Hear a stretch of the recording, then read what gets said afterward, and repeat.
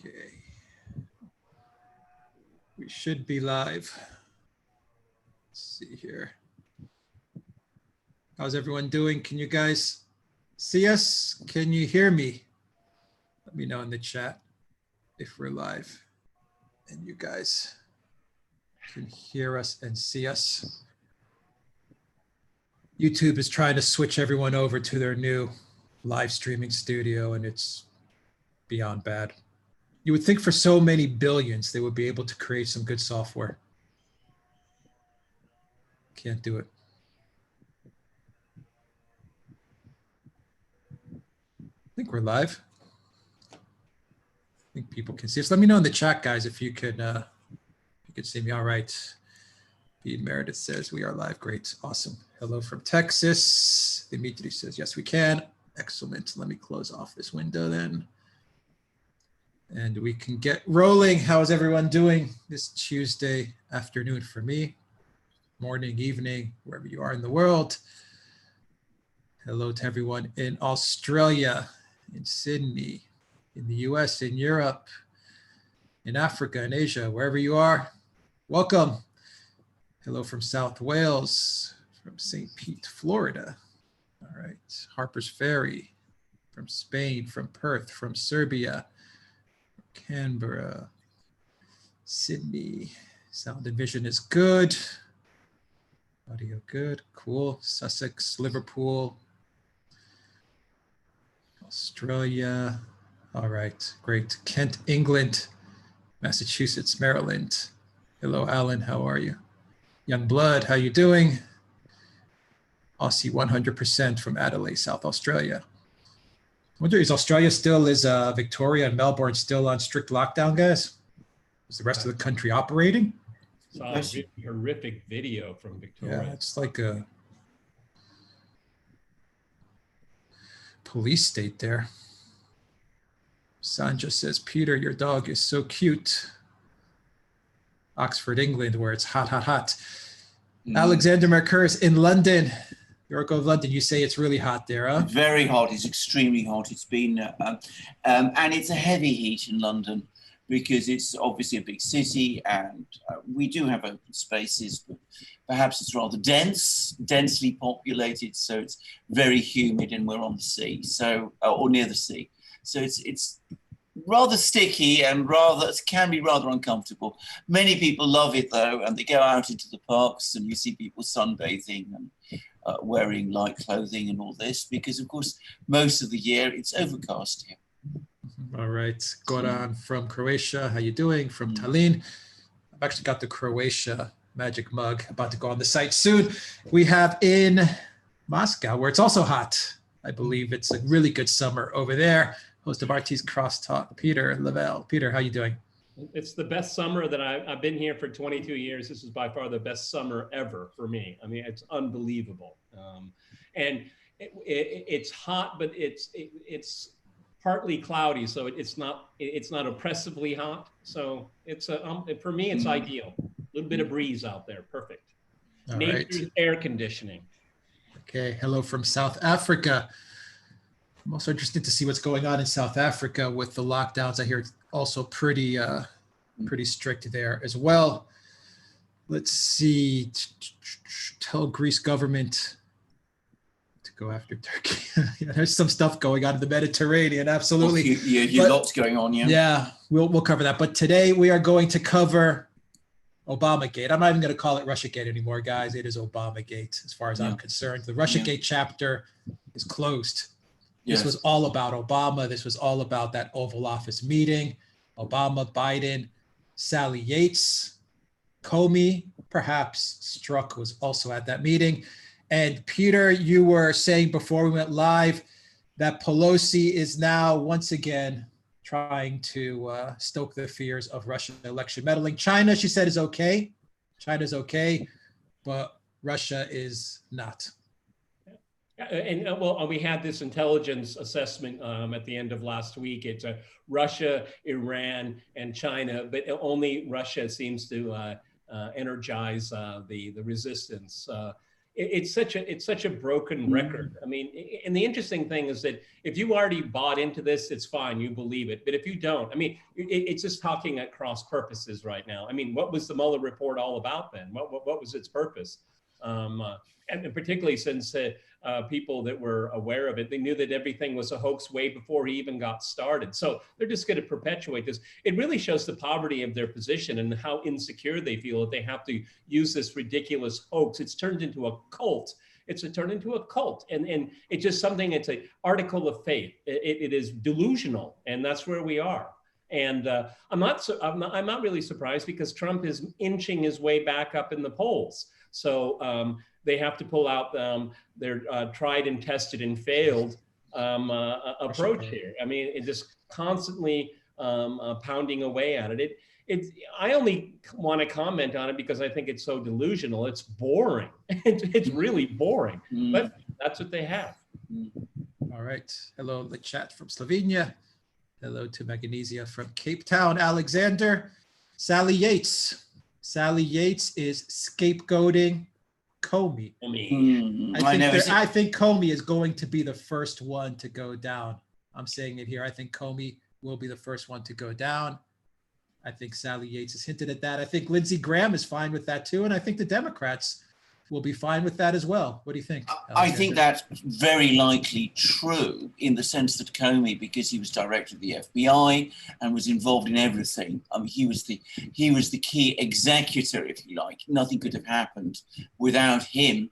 He's obviously be set up as a fall guy. But let us be under no illusions. Sally Yates is scapegoating Comey. Sally Yates' responsibility is simply enormous. She should have gone into that Oval Office meeting, heard all this nonsense being spouted about Flynn, heard all about the Logan Act, and said straight away, Mr. President, Mr. Vice President, I'm very sorry. There's absolutely no sign of improper activity by General Flynn. And this Logan Act business is absolute nonsense. And I insist on the investigations against Mr. General Flynn being ended because there are no grounds to them. And I've seen this intelligence assessment about Russian hacking. That is a completely separate affair. But in terms of collusion between Donald Trump's campaign and the Russians, there is no evidence at all. And as the person in charge of the Justice Department, I say that categorically. That is what a proper Deputy Attorney General, Acting Attorney General of the United States should have done. Instead, it's all Comey's fault. I mean, it's passing the buck, passing responsibility to Comey, when in fact, and I get to say it straightforwardly, maybe because she's a weak personality or maybe out of conviction, she is clearly a co-conspirator. Peter, I'm sorry, I am sorry. She could have, at the very least, she could have gone to the Inspector General as an ethics issue, okay? It was incumbent upon her to do that, all right? In the Oval Office saying that maybe it wasn't the decorum. I mean, she is a deputy, okay? She is not the lead person in that, but she should have gone to the Inspector General and say, hey, I was just in a meeting here. There's no predicate for what they're talking about. And I have to be clear. I have to make it a public, official statement to the Inspector General about this. She didn't do it. And of course, Alexander Christopher is absolutely right. I wouldn't say Comey's going to be made into the fall guy because he is the guy that was in charge in doing it, okay? Yes. The interesting thing is to see how many of them will turn and make some kind of deal, okay? And Sally Yates, at this point in time, looks like the weakest link in all of this here. And so she's beginning to sing, and the other ones are going to start composing, I think, to save their neck. Because Comey, he talked too much. He wrote a book. He admitted everything virtually in interviews on a wide variety of cable stations. I mean, all you have to do is parse what he has said in public and in his book, and you can start connecting the dots. And now people are going to start turning on him. We have said repeatedly, week in and week out, it's all about timing. If this gets out before the election, it will be really meaningful. After the election, and if Biden's in office, it will be as if it never happened. Yes. Alexander Graham was, Lindsey Graham was on Maria Bartiromo, the Sunday morning future show.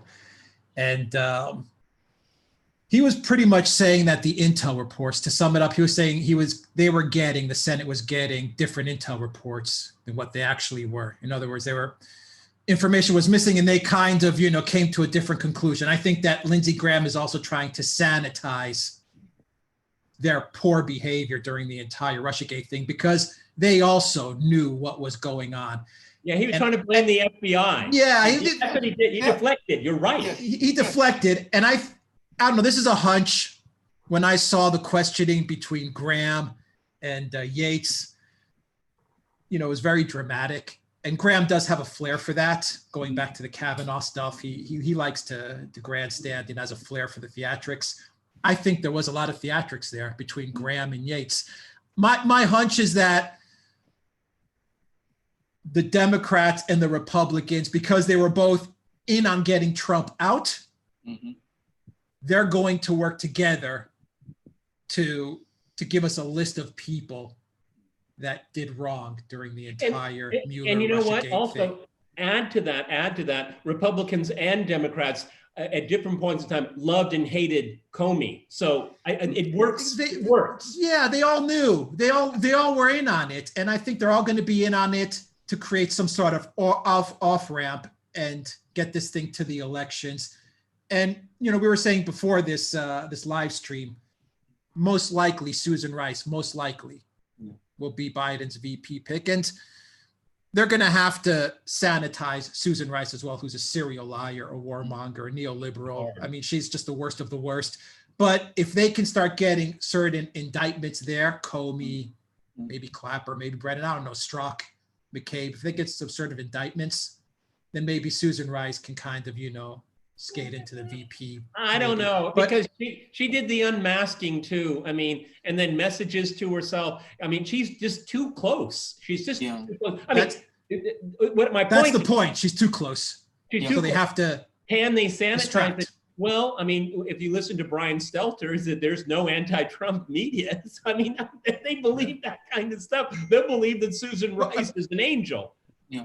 Can I just say a few things? Firstly, I mean, Lindsey Graham's comments to me look like Lindsey Graham constructing an alibi. I mean, he says, the FBI came along and lied to me. I didn't understand this. I was misled. The intelligence people misled me. We are three guys doing a YouTube channel. We figured it out all the way back in 2016. Lindsey Graham is a senator, United States senator, former prosecutor, chairman of the Senate Intelligence Committee. He has this huge staff. He wasn't able to figure it out. What three guys like us were able to do. Was he leading the witness, Alexander? Well, of course he was. Absolutely. Was he leading the witness? Yes, one of the users is right. He's saying he was leading the witness. Absolutely, that's exactly what he was doing. I mean, he's creating for himself an alibi. And you mentioned how the Republicans and the Democrats both stood by Comey. They also stood by Robert Mueller. I can remember Lindsey Graham coming along saying, we've got to let Robert Mueller, this great pillar of integrity, he's got to, finish this job and find out all there is to find out. As I said, we shouldn't take any of what Lindsey Graham is saying seriously. I did at one time. I'm afraid I don't anymore, now that I've seen some of the things that he was actually being shown and some of the testimony he was hearing. He cannot have believed in this thing after the autumn of 2017 at the latest. And it's incredible that he ever believed in it. That's what I'm going to say about him. As for Susan Rice, she is heavily implicated, as Peter said, by the unmasking. But for her, the smoking gun, the thing that really risks pulling her down, is that disastrous memo she wrote about this meeting that happened in the Oval Office. By the book. Exactly, on the 5th of January. 5th of January 2017, which is, to be absolutely clear, it's becoming quite clear now, a totally dishonest memo intended to conceal what was really going on there. And that, I would have thought, the existence of that memo is reason enough to be very careful about making her vice president. But, you know, there we are. No, the thing is that we're three rational people that have connected dots as they become available, okay? And I think we've actually been quite dispassionate over this entire time. We've been very frustrated, but I think we've been dispassionate. Now, CNN and MSNBC, the New York Times, the Washington Post, they are not dispassionate, okay? And they will say, what do you mean? This is nothing. Again, I want to stress to everyone, if she becomes the VP pick, we know exactly what Fox is going to do. But what MSNBC and CNN, what they will just say, oh, come on, this is a Fox story. It's a Fox story, and they're not going to cover it. So that's the cover that Christopher is talking about, okay? Because they'll just say it's a non-story, and this is a conspiracy. This is what Fox News does, and but what is going to happen is that it's just not the waning days of the Obama administration. It's another thing, Benghazi, okay, which riveted the Republican base, okay? And we know so much more now. Oh, she openly lied about that, okay? A politician that lies is nothing really new. But I mean, in this case, she's going to be elevated to the vice presidency, literally a heartbeat away from the presidency. Anyone that thinks that Joe Biden is going to finish 4 years in office if he's elected, they need a medical checkup, okay? So I think that, you know, this is going to be, if she is chosen, that's going to be the most divisive VP pick probably in American history. I agree. I completely agree. I mean, she's not even, dare I say, at least I don't find her so, a particularly likable or sympathetic. She's not even particularly intelligent. Intelligent, so exactly. I mean, you know, I would keep very, very far from her. I'm sure there are better people than Susan Rice. And I would say also that, by the way, Biden has boxed himself into a corner by basically saying that he wanted a black woman VP, because well, I mean, that has limited his... has he said that? Well, I don't think he has. A woman of you know, color. It's a woman he wants to pick. But I've never heard him say a woman of color. Now, we have members of the Democratic Party, people high up in the party who happen to be of color, are saying that he owes the people of the people of color in his base. But I mean, has he actually really said that? Okay. Again, that this is kind of faking people out. Yes. What was the theory that we were saying before? Yeah, Alexander. This is one very important point I want to make about Susan Rice, which is that, of course, if she's picked as VP, as Biden's VP, and we come closer to the election, then she is protected from prosecution. You can't prosecute her in the run-up to the election. As I understand it, that is the law.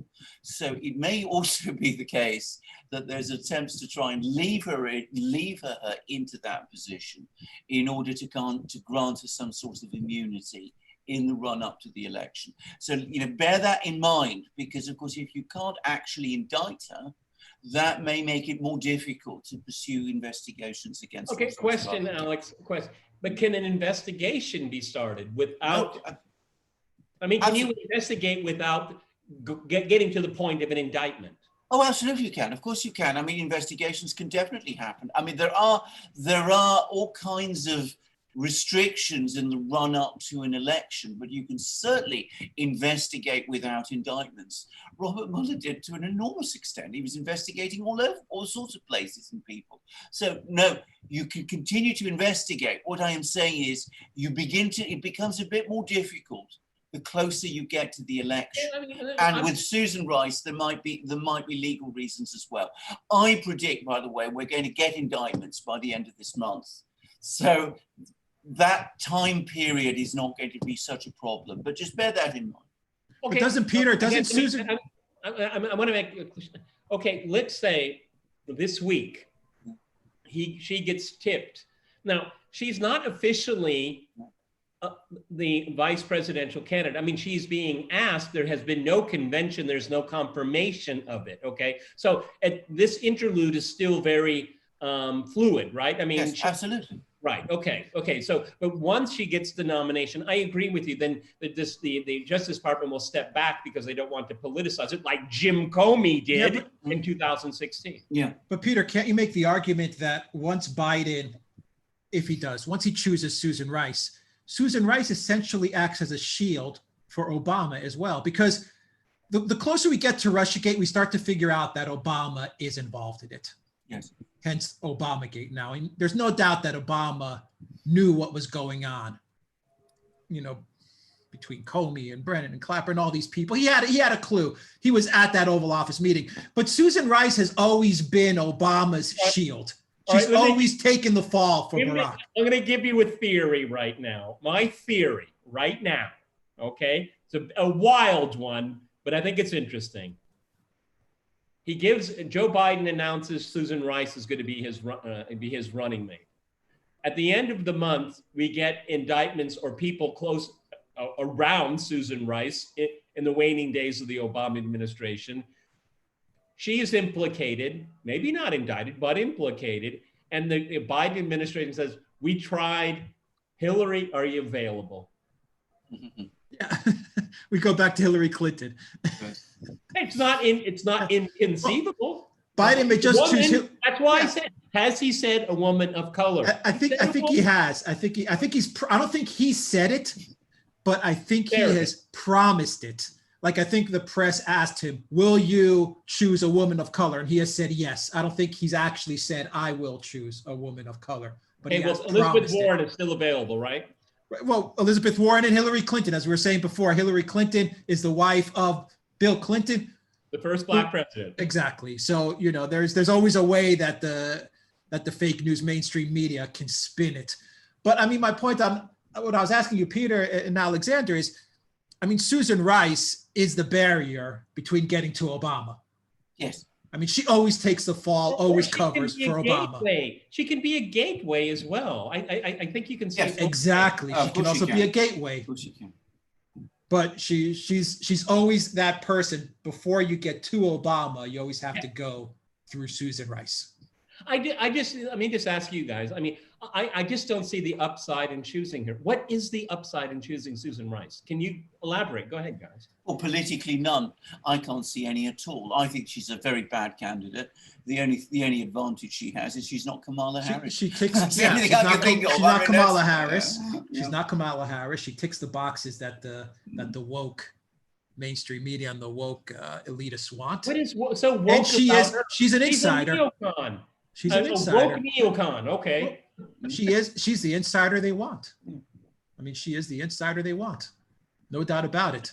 So many former Obama people are available. Okay. I just, it's just going to be Obama 2.0. I mean, Joe, I mean, he's an empty vessel there. Okay. I mean, they'll decide his cabinet. I mean, they're probably already have a tentative working list already for that. I mean, maybe they'll tell Joe, maybe they won't. Okay. But I just don't see the upside in all of this because of Benghazi, because that for a lot of, and this is pre-Trump, a lot of people remember that, and they remember her culpability in it. And she was caught lying. I mean, like all politicians lie, but I mean, she's just caught. And then that PBS interview about the unmasking, I don't know anything about it, which is a complete lie. All right. And from what we've heard that Sally Yates has been saying, I'm sure that there was a behind the closed doors briefing additionally to this. Did she know? Yeah, of course she did. Okay. Of course she did. Okay. I just don't see the upside unless they really want to stick it to show that they can do it with impunity. Okay. Because they're going to have the media cover it. The media will cover for them. I just think it's a very interesting potential pick. Yeah. The Order 1814 says Biden said he wants a person of color or a woman for VP, according to CBS News. Okay. So a person of color or a woman for VP. Okay, well, But that's been Let's see my this. understanding too. That's been my understanding. Okay, I just Susan Rice just has so much baggage. Alexander McCurris is right. She politically she brings nothing to the table whatsoever, other than her skin color and her gender. Okay, you know we've come so far since Martin Luther King, haven't we? I mean, just checking. Yeah, but that's what they want. I mean, you know, that's her gender and her color is exactly the most important boxes that they need ticked. And that's where we are today. And of course, Sleepy Joe, creepy Sleepy Joe is, yeah, sure, whatever. The guy has no idea what the hell's going on around him.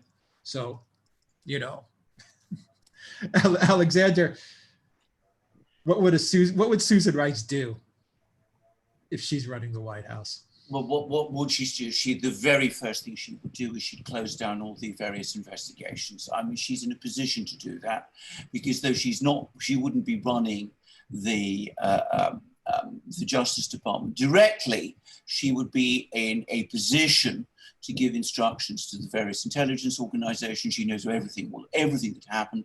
So she would close down the investigations. The other thing she would do is she would reactivate this very aggressive foreign policy that led to disasters and debacles like Benghazi. And you know what?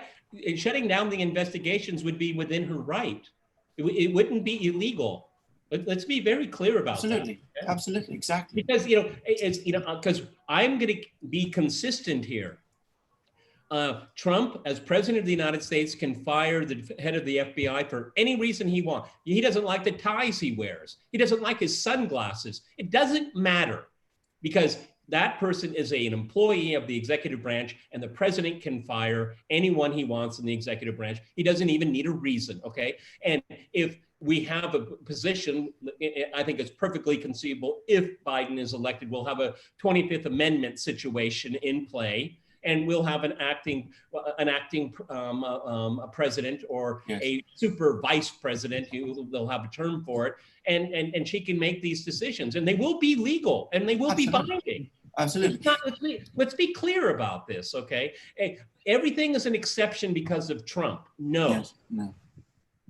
I mean, this is a very good point, because actually what Peter said has been thrashed out in the impeachment proceedings. The president, as the head of the executive branch, has the right to sack anybody within the executive branch that he wants. The Mueller and co. tried to construct an obstruction case against Trump based on the sacking of James Comey. And even on that essential legal principle, that whole theory fell apart. I mean, there was no obstruction anyway, as a preposterous theory, a preposterous idea, but that was clearly established over the course of those impeachment proceedings. And bear in mind, the impeachment failed. So that is now essentially the impeachment that was eventually failed. And those arguments were brought out over the course of that impeachment proceeding, as I well remember. So there's no doubt at all this issue is settled. Yeah, and plus, again, I'm sure the Biden people already have a short list for the highest positions in a would-be potential Biden administration. They're going to make sure that they have, I'm sorry, I'll use the term that in the Obama administration, a wingman at the DOJ. Don't worry about that, okay? And Wray, they'll get rid of him like swatting a fly, okay? He has no friends, he has no allies. He's done nothing on the job except for not be there, just be an empty suit. So Christopher Wray, he'll have a very short tenure there. And a new attorney general, we'll have a new director of the FBI, and they won't touch any of these. I'm going to take the term Obamagate scandals. Let's not forget that they'll have all the mainstream media and all the social media and all the big corporations behind them. So they'll go completely unquestioned. But Peter, let's go back to Russia and China and Nancy Pelosi. Do you think this is going to have any kind of impact in the next 3 months? I mean, we're 90 days away, essentially. Yeah. Okay. Look. I mean, they're going to rev it up. They're going to start revving up. And But look, this is how it's going to work. It's going to be very, very interesting. it would be comical if it weren't serious. If Trump loses, Trump's going to blame China. If Biden loses, they're going to blame Russia. Okay, so the only difference between 2016 and 2020 is that they'll have the Chinese there. I mean, I'm looking forward with this mail-in strategy. How many of those mail-in ballots will be in Mandarin, and how many of them will be in Cyrillic? Okay, I mean, this is, you guys, it's all within the realm of possibility. I mean, this is going to get more and more insane. How many days is it? 89 days? 88 days? 89, 88, yeah. This is going to get more insane as we go along. And on top of it, if they push through this mail-in thing, then people are going to be voting in 2 weeks, 2.5 weeks. I mean, they've made sure the debates are irrelevant. They're going to say, vote now, vote now, vote now. Okay, I forget the name of the candidate. He was a progressive. I don't remember the state either, but I mean, he was a African-American, and he, on the heels of the protest movement, he really shot up in the polls. I mean, he was obscure, but it was mail-in. And so he peaked in his popularity when almost all the votes had already been cast in mail-ins, and so he didn't win. This is, they see this and they're going to take advantage of it. That's why they're all in on mail-in votes, because it'll make the debates irrelevant. Joe could fall asleep. It'll be, how many votes have already been cast? You see the strategy here. Alexander, is any truth to it? China does want Biden and Russia would prefer Trump. No, seriously, is there any truth to it? Well, I'm going to say this. I think if the Russians have to choose between Biden and Trump, they would still, I think, go with Trump. And I'd simply say, well, first of all, let me make it very clear. They're not going to interfere in the election. They know they can't interfere in the election. They know that any attempt by them to interfere in the election would be a disaster. Can I say something? Forget election interference. I'm saying geopolitically, diplomatically. Geopolitically, I think Putin gets on reasonably well with Trump. I think they still think, well, with Trump, that, you know, there's all these crazies around him, but with him at least, we've got somebody we can talk to. With Biden, they have no one to talk to, because Biden isn't capable of talking to them about anything. He's going to be controlled directly by the crazies to a much greater extent than Trump has ever been. So I think the Russians would perhaps prefer Biden. Would perhaps prefer Trump. The Chinese, it's probably true that the Chinese, on balance, would rather have Biden than Trump, but for completely different reasons. But I think they think that in any kind of negotiation, Biden would be a very soft touch with them. They know perfectly well that, literally. Exactly. I mean, put him up against Xi Jinping, and you don't need to worry very much about who would come out on top there. But again, I think the Chinese understand, and I read now the Chinese media, not just Global Times, other ones too. And I think that they understand that ultimately policies in relation to China in the United States, there's now a clear consensus about them. In the United States, they become bipartisan. I think the Russians understand that about US policy towards Russia. I don't think they feel, whoever wins, that it will be a huge change. But as I said, the Russians, to some extent, would prefer Trump. The Chinese, to some extent, would prefer Biden. Both countries will say to themselves, it's nothing to do with us at the end of the day. And realistically, it's not going to make a huge amount of difference. I would answer it in a very different way. My perspective is that both Russia and China are developing contingency plans for either or, okay? That's what it is. So there's no preference, okay, because they have no control over it. But they certainly are thinking about how to deal with whatever the outcome is, if there is an outcome in November. So I don't think I would never, and I've been consistent on this, that there's no preferences here. There's just preparation and reacting. You read my mind, Peter, because that's what I wanted to ask you. How do you, I can see how China and Russia can prepare for a Trump. How do you prepare for a Biden, though? I mean, Susan Rice. Yeah. Susan Rice. Okay. I mean, you're just pretty much saying 4 years of Obama. Yeah. In other words. Yeah. Definitely. Nothing will change. Okay. That's a really sad comment.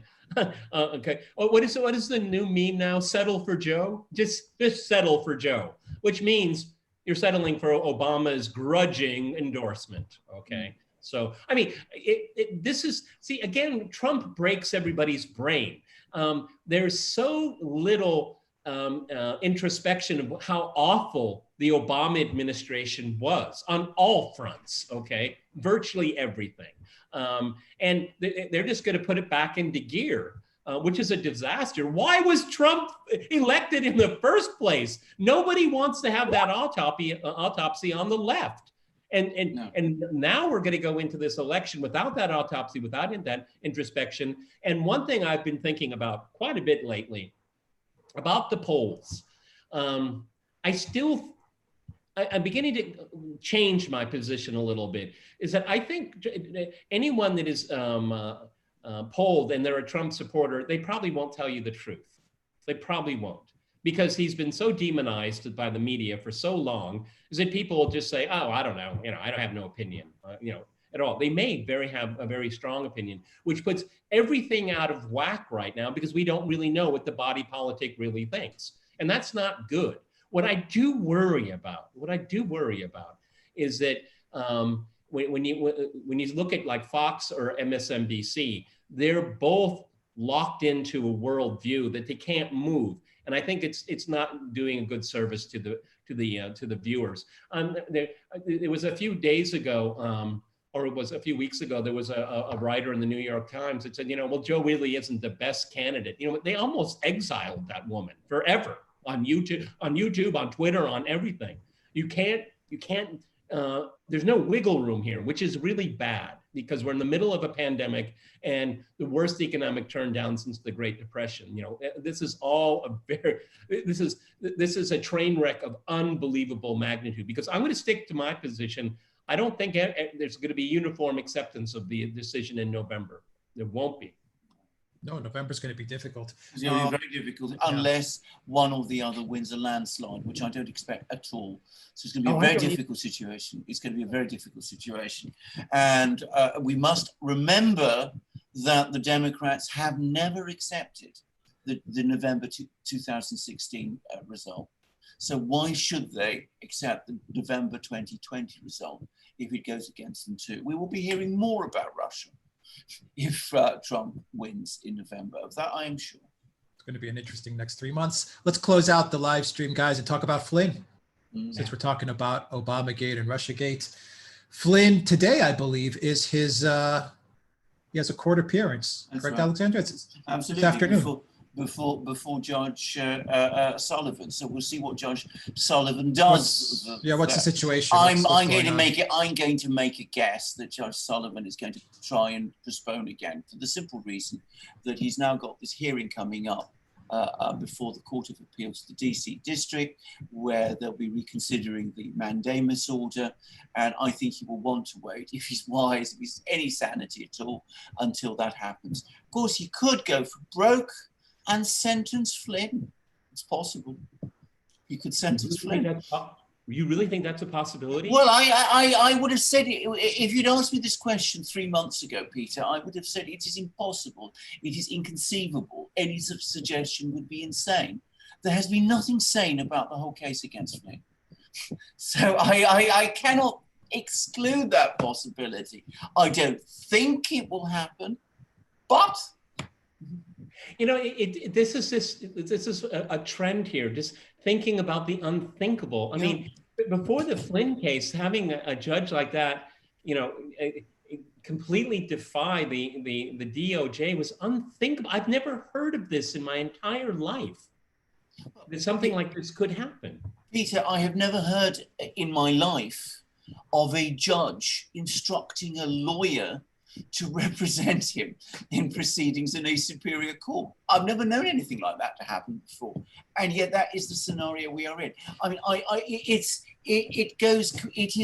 the world turned upside down. The whole Flynn case is the world turned upside down, but it's quite clear that there is still this implacable agenda to get Flynn, not because of Flynn himself anymore, but because of what Flynn represents and of Flynn's critical importance in the events that we now call, which have been called Russiagate.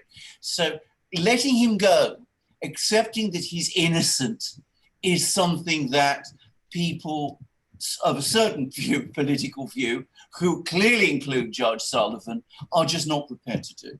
So what you're saying is the conviction will legitimize the entire Russiagate.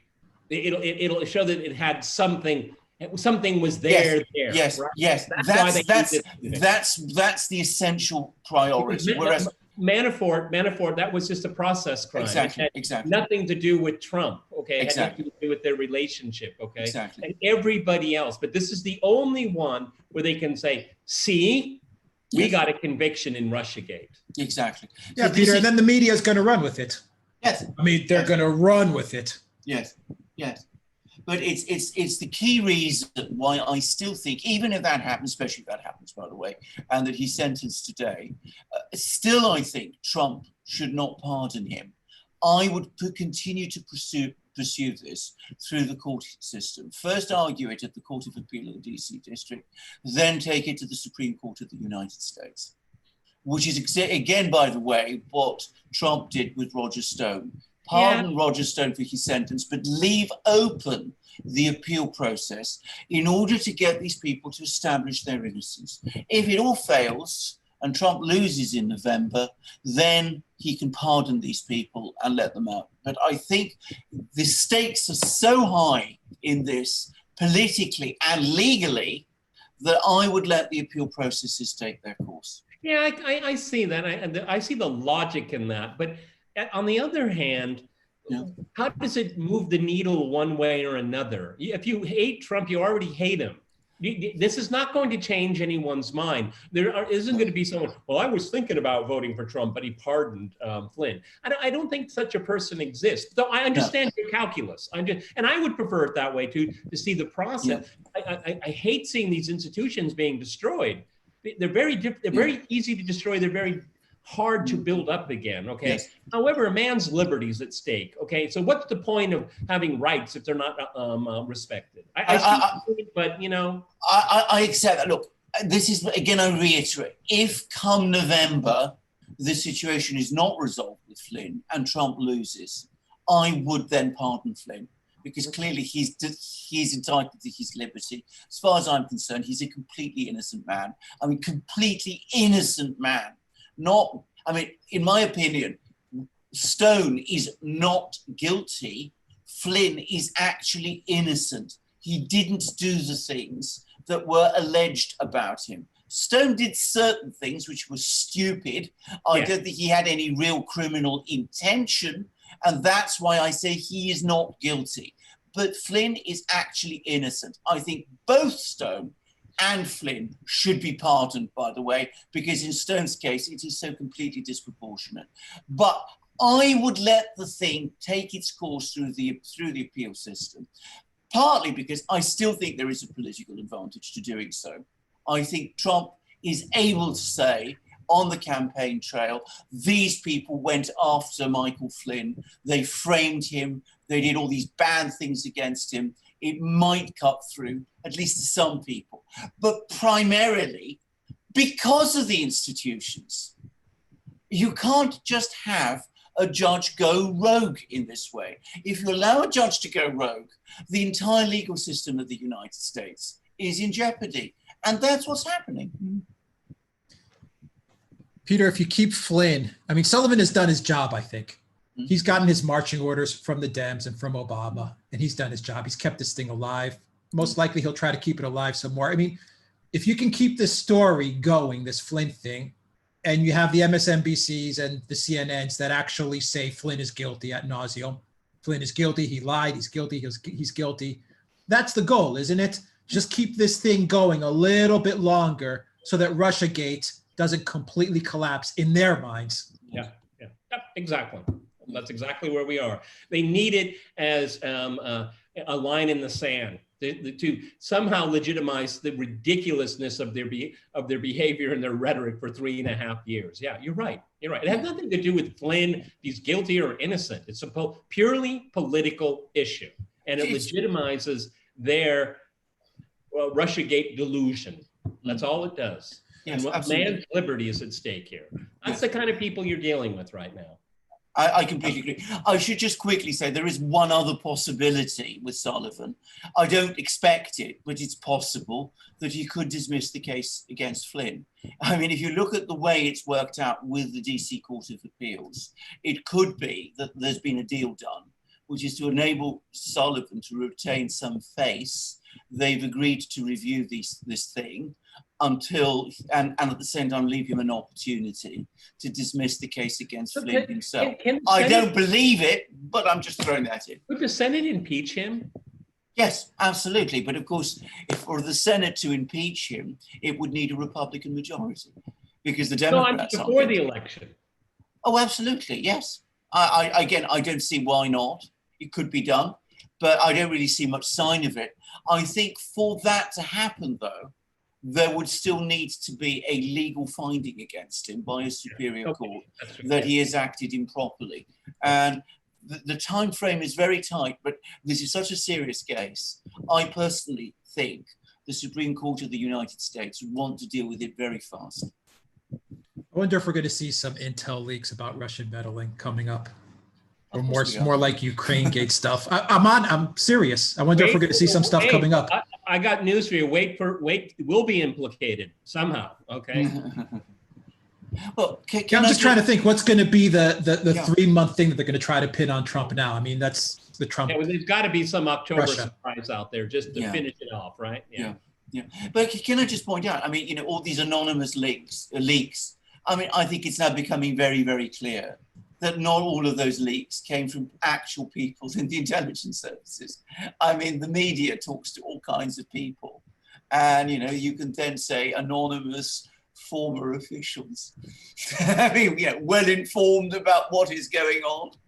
It doesn't have to be the intelligence services. Brennan will whisper in someone's ear. Absolutely. And they'll tell a presenter, and then a presenter on television will ask him and say, well, I've heard the same thing. He's the one that's leaking it. I mean, as far as we all know, he still has his intelligence clearance. Yeah, absolutely. How that happens is just insanity to me. I know. All right, guys. We have 2 super chats, and then we have about 25 minutes. We can take some questions as well from the live stream as well. So let's just do the super chats real quick. I'll jump into the live stream, see what people are talking about, and if they have any questions for us, and we'll wrap it up. How does that sound? Good? Perfect. Good. All right, cool. Hugh Evans, €20 super chat. Thank you, Hugh, very much. From Valley S, a $20 super chat. Thank you very much, Valley S. And from Triumph, $5 super chat. If you watch D.W. Griffith's Birth of a Nation, you will see Susan Rice is a character of Silas Stoneman's housemaid. Art imitates life. Oh. Very long time since I saw that film. All right, let's see. Remember, a very famous Democrat had that played in the White House. That was Woodrow Wilson. Absolutely. Okay, as a Democrat, actually a progressive Democrat, he is the first president of the United States that institutionalized racism in the federal government. Yes.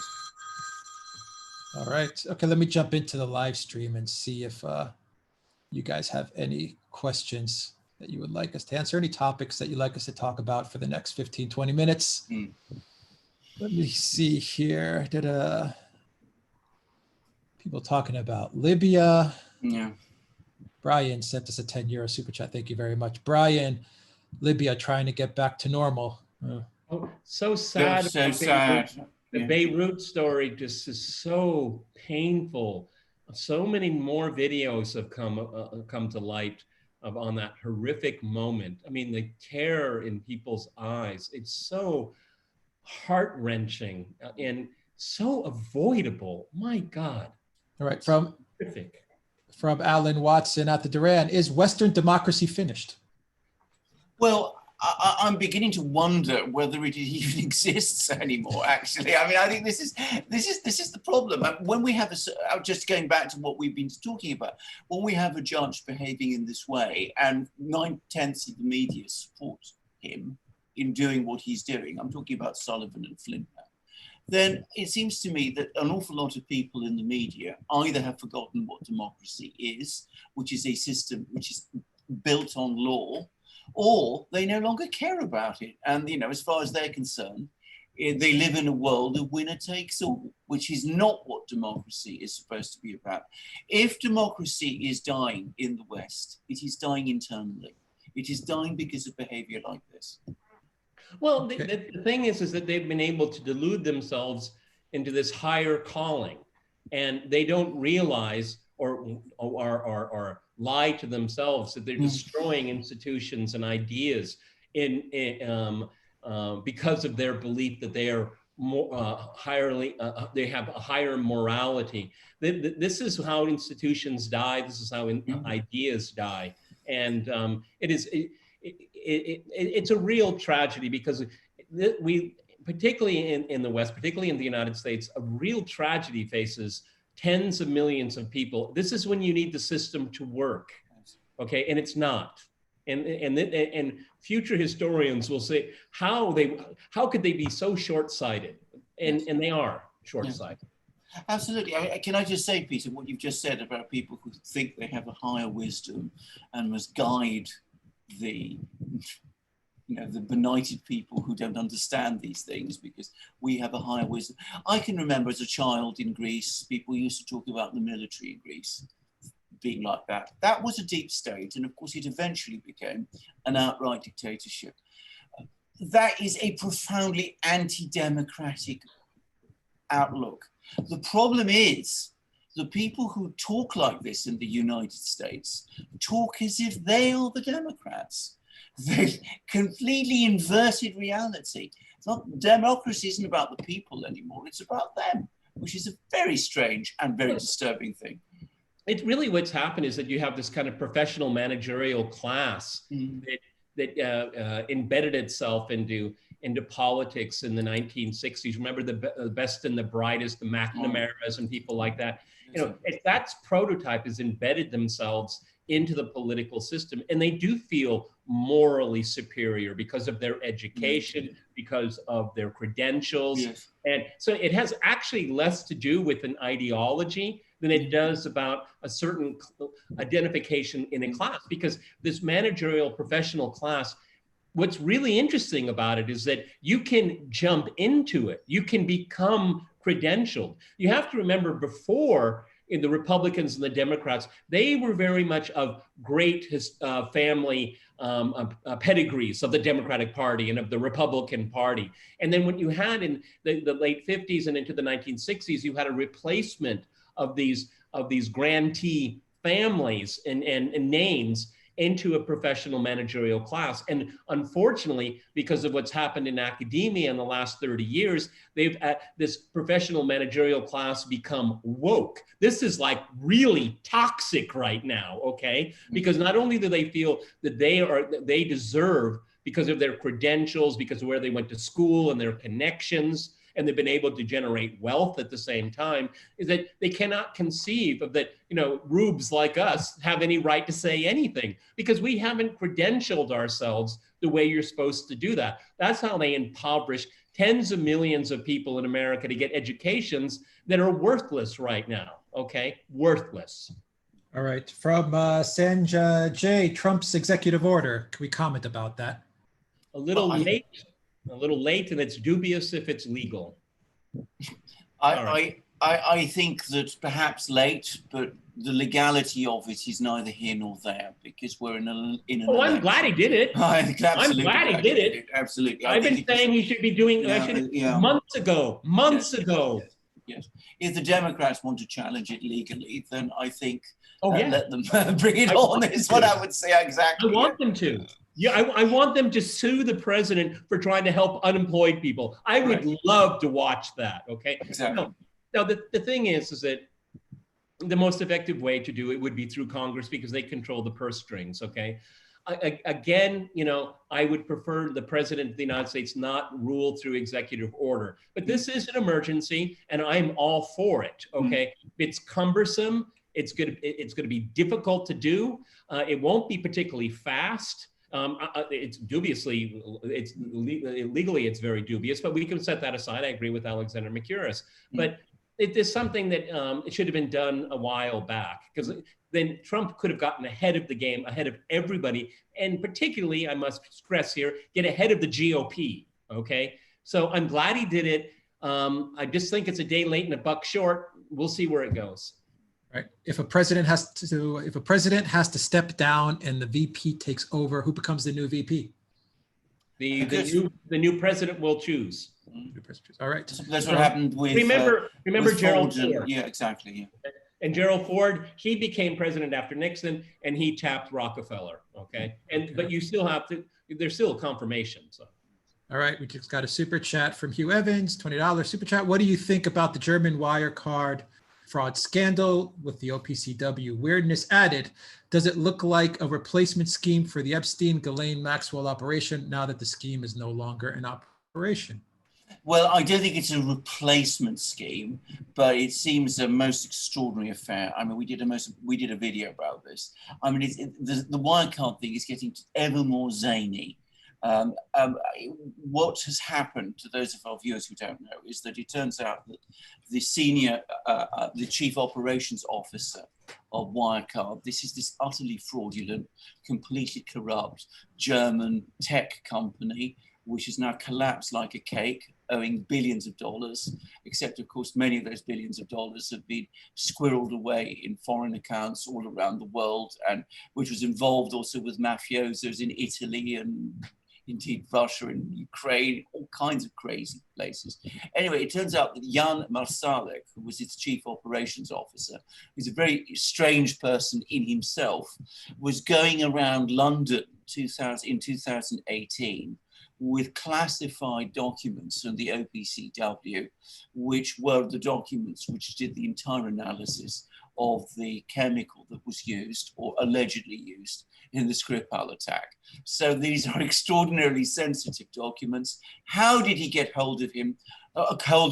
How was he showing them to all these people who were apparently looking at him with astonishment and asking him, where did you get them? And we have as yet no answers. And that man has now disappeared. Mr. Marsalek has disappeared. His whereabouts are unknown. He might be in Russia, according to the Financial Times. No reason to think he is, but that's what the Financial Times thinks. Or perhaps he's feeding the fish somewhere. I have no idea. All right, from Liam Swiles, 14.99 super chat. How far could the legal action against Patreon realistically go? P.S. Shout out to Ryan Dawson, who was recently ovened from Patreon, even while about to have a newborn baby. Patreon, you guys are on the Patreon? No, Alexander? No.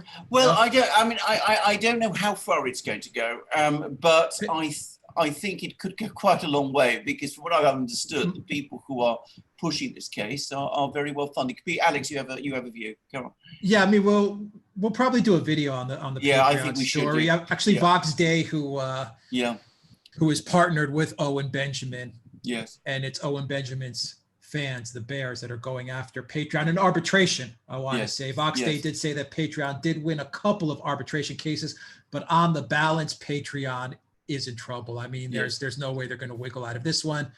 They changed their terms in the middle of banning Owen and all his fans. I mean, they got involved in a contract between Owen Benjamin and his patrons, and they screwed everybody there. And then they tried to go back and change their terms. It just didn't work out. It didn't work out, and they're in trouble. Will they go bankrupt or anything like that? I don't know. I don't think so. I mean, but then again, who knows? They've screwed over Owen Benjamin. They screwed over Sargon of Akkad. They screwed Lawrence Southern. There's a lot of people that wouldn't mind telling their fans to also go after Patreon as well as Owen's fans did. So it's going to be an interesting story. We'll see how it plays out. We'll be watching that story, though. It's an interesting one. Don Costa sent us $4.99, and we'll do a couple more questions here, and we'll wrap it up. The order wants to know Turkey issue update, please. Well, Turkey sent more ships into the Mediterranean. Well, they certainly are. I mean, the other thing is that the lira, the Turkish lira, is has been under more pressure. Turkey's running through its reserves, what are left of them, very, very fast. Economy is not looking good in Turkey. And of course, they're becoming more aggressive again in the Eastern Mediterranean. So we'll see what happens. It's a dangerous situation in Turkey, always, at all times. Whenever Erdogan is in trouble, he pushes out. And he does so partly in order to push people to give him financial help. So it's a complicated game, but we shall see. But I think it's perhaps something we should do a follow-up video on. Yeah, we'll do a follow-up video. Two more questions here. Does the UK, real quick, does the UK intend to defund the Metropolitan Police also? Oh, no, I don't think so. Doing any defunding? No, I don't think so. No, I mean, the Conservative government is completely opposed to those ideas. Okay. And Keir Starmer, who is the Labour leader, has ruled it out. So we're not in the same situation as in the United States. Not at all. And the last question, which a lot of people are talking about, Putin gave the vaccine to his daughter. Will Russia sell the vaccine at cost to screw over Gates? Do you guys have any opinion or news about this vaccine that came out, or what's going on there? Right. The first thing to say is that they've said that they will share it at cost. The big unanswered and unanswerable question, at least by me, is how effective this vaccine is and how dangerous or not it is. I suspect it is not dangerous, but how effective it is, I'm not going to try and guess. I mean, I really don't know. I don't have that kind of technical knowledge, but they do say that they will make it available to everybody. So we shall see. And I gather the markets reacted well to the news. We'll see. Peter Alexander, what was the reason that they mentioned his daughter takes it? I mean, is it a PR thing, an optics thing? What's the reasoning behind making a statement like that? It is an optics thing. And for, I think, a lot of Russians, by the way, are very historically minded people. I think it relates to an event very famous in Russian history and in Russian folk history, was that in the 18th century, Catherine the Great, in order to persuade people to take smallpox vaccine, which of course lots of people were very skeptical about at that time, took it herself. And this is a famous event. So I think Putin saying that his daughter, a woman like Catherine the Great, has taken the vaccine is a way of telling the Russian people, this is safe. I'm trusting my own daughter with it. And no doubt he will take it himself soon. So I think this is what that was all about. I think it was intended basically to provide reassurance to people, but also to remind them of that very famous event in Russian history. Okay, all right. We'll wrap it up there. Guys, anything else you guys want to talk about or touch upon? Well, I mean, can I just say the political situation in Britain is becoming very complicated at the moment, and there's a lot of ructions going on within the Labour Party, which we might want to take a look into at the present time. But it seems that Boris Johnson is, despite having problems with the pandemic and a difficult economy, is once again blessed with good opponents because the Labour Party is consuming itself in legal battles. So it's quite an extraordinary thing to see. We do not have an effective opposition in Britain. That is absolutely my view. So that's an interesting thing. And it does have implications about what is going to happen with Brexit at the end of this year, because it now looks increasingly as if it is for Boris Johnson to decide what sort of Brexit we're going to become. But the challenges to it are not really coming together. And just to go over a subject that Alex and I last year spent hours talking about, there was a fascinating article about the second referendum campaign in the Financial Times. It went on forever. It became absolutely clear when you read it that the people who were running that campaign were all the new Labour people, Peter Mandelson, Alistair Campbell, all the rest, and they were going to Tony Blair, and he was giving them the instructions. So Alex, I, and Peter, we figured it out that it was Tony Blair who was really running the opposition to Brexit last year, and we were right. And if you go to the Financial Times and find this impossibly long article, you will see it there. Tony Blair is like a bad cold that won't go away. Well, and I'm being very generous in my language. Indeed. It's very careful. The Financial Times article is very careful. It only mentions Blair's name once. It does say, you know, how all of these new Labour people, Peter Mandelson, Alistair Campbell, various others, were running it. And then it slips out that some of the people in the campaign were getting very annoyed about how these people were going off and talking all the time to the great leader, Tony Blair, to get his advice, or should one say instructions? He's Britain's version of Hillary. You know, you just can't get rid of them. You can't get rid of him, exactly. And you know, one of the most dreadful thoughts that enters my mind from time to time is that Obama is probably going to opine for at least 3 more decades. God, can you wrap your head around that? Well, indeed. Actually, that's a very good point, because it seems to me that Obama and Blair have more in common in some ways than many people realize. I mean, they're both very manipulative personalities. They're both pure evil. Well, Peter, what are you checking out this week? I'm checking out everything. I'm officially on vacation, so you know, I'm just kind of taking it step by step. I won't be traveling because of the restrictions, so I'm just going to keep myself busy, and I'll probably see you guys shortly. Cool. We have 2 more super chats, guys. Let's knock them out. These are right down our alley, I think. Brando Commando just woke up. I'm not sure if you guys talked about this yet, but what are your thoughts on the Belarusian elections and the protests? Well, we were talking about this, Alex and I, just before we did this. I mean, there is clearly a very complicated intrigue about these elections, which I haven't figured out. Firstly, I do not believe that Lukashenko won 80% of the vote. I do not believe that his opponent won 80% of the vote, as she is claiming. I think that Lukashenko still has a lot of support in Belarus. I think the security forces in Belarus are disciplined and efficient and completely loyal to him. I think the protests that happened on Sunday at night and last night were smaller, actually, than I'd expected. And I don't think the police forces have had much difficulty containing them. But now we've had this extraordinary development today of the leader of the, the opposition party. She's now fled to Lithuania, given an extraordinary interview there in which she's basically accepted that she ran away. And I have to say, I felt extremely sorry for her, because it was quite clear to me that she had never really wanted to become involved in challenging Lukashenko, but that she'd been maneuvered into doing it, and that it wasn't a real campaign, and that she wasn't a real candidate for the presidency. So I think that all these attempts, clearly there's been some kind of color revolution attempt of some sort to give the only name to this that I can. But it seems to be collapsing, partly because the crowds didn't come out in big enough numbers, but also partly because the person they were going to crown as leader clearly doesn't really believe in it at all. And as I said, has run away. So it's very strange. There's a lot going on in here, which I don't understand. I want to make it very clear that I'm not a Lukashenko fan by any means. I accept entirely that these results we're getting are not real. I would also say the opposition claims are not real either. But whatever was happening, it seems that it's over and Lukashenko is back in charge.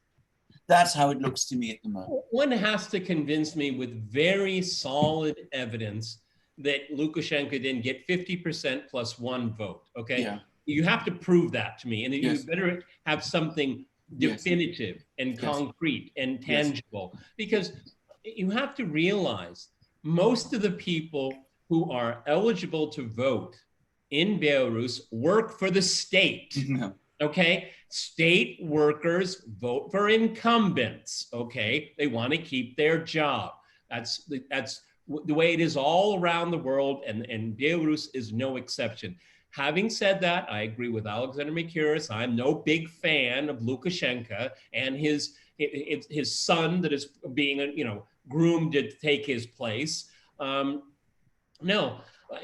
What's really interesting is how it's being played in Western media. Is that Lukashenko is trying to play Russia against Europe? It's kind of childish. Okay, the Russians are exasperated by Lukashenko, okay? And one of the things, and it's just pure luck on the side of Lukashenko, is that one of the most important, valuable exports that that Belarus have are petroleum products, and the most modern refinery, the last one built in the Soviet Union, was built in Belarus, okay? And now they're the sole owner of it. So they get relatively cheap oil from the Russians, and then they turn it into high quality petroleum goods and export it. Well, what everybody knows where the oil price is right now. So even with that added advantage, he's in trouble here. But the thought that the Russians are going to do everything they can to bolster Lukashenko, or they're going to do everything they can to get rid of him, both are false. Okay, yes. He's there. Okay, yes. And until you can convince me otherwise, he got at least 50% plus one vote. Okay, other than that, it's theater. I agree with that. I would also add, Peter, we've also had results from elections in various countries around the world where Belarusians have voted overseas. And the results tend to conform with the picture that you've given, which is that he has a solid base of support in the country, especially from public sector workers. He also has a lot of support amongst Belarusians generally. Anyway, we've now just had a tweet from the opposition leader. Belarusians, I call for prudence and respect to law. I don't want bloodshed and violence. I'm asking you not to clash with the police, not to take to the streets. So it looks as if she's gone to Lithuania and has called this whole thing, this whole protest movement off. I suspect a lot of people will be very disappointed and angry with her, but that's what she's done. She clearly didn't believe in this and was clearly being manipulated. And well, one has to wonder who did believe in her. Well, okay? Well, was it the national? What is it? Was it the National Endowment for Democracy? Did they believe in her? Was it an NGO? I mean. Peter, I don't know the answers to those questions. I always say to people, they always say, democracy is the future, and I just say, well, if it's the future, let it work itself out, okay? Yes. You don't need to push it, okay? Yes. So Lukashenko, if he stays or he goes, it's of no importance to me, okay? But outside influencing, that does bother me, okay? Because it's always the same people that are doing it, okay? And they know best for the people of Belarus. No, they don't. They never do, okay? And I'm going to agree with Alexander Mikaris. I've read a lot of different things, a lot of weird things, with these Russian, quote unquote, commandos, and then the involvement of the Ukrainian government in that. I mean, there's a lot of really dirty plotting going on here, okay? So again, you have to convince me you didn't get 50% plus one. Other than that, then this is just kabuki theater as usual. Okay, Star Trooper Esper, quote, deter Russia and avoid peace in Europe. $2 super chat. That's a quote from Mark Esper. Deter Russia and avoid peace in Europe. Well, what they're really they've been trying to do actually is provoke Russia. And they're doing it all the time. And I think they're getting very frustrated that the Russians are not letting themselves get provoked. I know that causes some of Russia's fans around the world to be exasperated and talk about Russian weakness. But it's not weakness, it's strength. You just wait the other side out. Restraint is strength, okay? Particularly when the onslaught from the outside is non-stop, okay? Restraint is strength, and I admire it. Okay, from Liam 799 super chat, have my new magic mug, can confirm it keeps my tea hot and my beer cold, is currently freezing. All right, here's my magic mug. And here's mine. I've got the United States. The final super chat from. You got the Croatia one? No, I've got UK, but the Croatia one's going up tomorrow, most likely. Yeah, tomorrow. I've got that one, the Croatia one, and a couple other ones too. Netherlands is going up, and I think Hungary is also going up. So I've got some more countries on the lineup. Vladimir Sirma, €5 super chat, the final one, and we'll sign out. Why the media doesn't really talk about Trump's war with pedophilia? I guess related to Epstein and stuff like that, maybe. Yes, yes. Well, maybe why the media isn't talking about Epstein that much, maybe. Trump breaks everyone's brain, and Epstein breaks a lot of brains too. Okay, and so I can't answer that question directly, but I'm glad someone mentioned Epstein, because where's that story going? Okay, and I'd really like to stress to everyone: there's a lot of fake news out there, so be very careful when you. Somebody was saying that Fauci's sister. How did it go? Fauci's wife is Maxwell's sister, which of course is patently false. But I saw that being people sharing that on Facebook. Okay, so be careful about these things, particularly on that story. That's absolutely true. I mean, there's an awful lot of fake news. But to come to the question, the reason they're not talking about Trump and Epstein is precisely because, of course, Trump comes out well out of the Epstein affair, and the various people that do not seem to be coming out so well are people who are generally and overwhelmingly oppose Trump. This is not a good story for the media at this time. They're very uncomfortable about it, which is why they don't want to cover it as perhaps they should do. And I had I think all media, I mean, from Fox all the way over to MSNBC and CNN, everybody is really scared of this story, really scared of it, okay? I agree. I mean, I wondered whether we would even get this far. After Epstein died, after his death, I had wondered whether the whole thing would quietly fade away. I'm very relieved it hasn't. Very relieved it hasn't. I think there's a good chance still that we will get to some of the truth, perhaps not all of the truth, but to some of the truth. That's the operative word, some of the truth, because Alexander Christopher, I'm very grateful that he did 2 episodes of Crosstalk on the topic. We had, what was her name? DeMaster, Jennifer DeMaster? Jennifer, yes. Yeah, which was absolutely brilliant. And I think we really got a lot closer to that story than in an analytical way than most people are willing to touch it. And I'm really appreciative of that. And believe me, even in my vacation perch, if something happens, I'll be knocking on your door, Alex. Well, we covered a lot of stories, Peter, with Epstein and also with Weinstein. People forget. A lot of people didn't want to touch the Harvey Weinstein story, but we covered it. Yeah. Yes, absolutely. No one talks about Harvey Weinstein anymore, but indeed, pretty bad things. Indeed. Even though, again, talking about connections. I mean, we had a discussion, Alex and I, videos coming out, and of course, Richard Dearlove, one of the people who is the former head of MI6, friend of Tony Blair's, mastermind of Russiagate, as it turns out, close friend of Christopher Steele's, before a crucial meeting in which all of these people in London got together and started talking to Carter Page.